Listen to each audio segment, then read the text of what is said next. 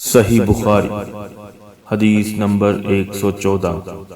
جب نبی کریم صلی اللہ علیہ وسلم کے مرض میں شدت ہو گئی تو آپ صلی اللہ علیہ وسلم نے فرمایا کہ میرے پاس سامان کتابت لاؤ تاکہ تمہارے لیے ایک تحریر لکھ دوں تاکہ بعد میں تم گمراہ نہ ہو سکو۔ اس پر عمر رضی اللہ تعالی عنہ نے لوگوں سے کہا کہ اس وقت آپ صلی اللہ علیہ وسلم پر تکلیف کا غلبہ ہے اور ہمارے پاس اللہ کی کتاب قرآن موجود ہے جو ہمیں ہدایت کے لیے کافی ہے۔ اس پر لوگوں کی رائے مختلف ہو گئی اور شور و غل زیادہ ہونے لگا۔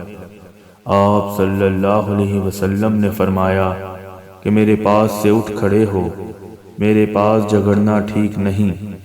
اس پر ابن عباس رضی اللہ تعالی عنہ یہ کہتے ہوئے نکل آئے کہ بے شک مصیبت بڑی سخت مصیبت ہے، وہ چیز جو ہمارے اور رسول اللہ صلی اللہ علیہ وسلم کے اور آپ کی تحریر کے درمیان حائل ہو گئی۔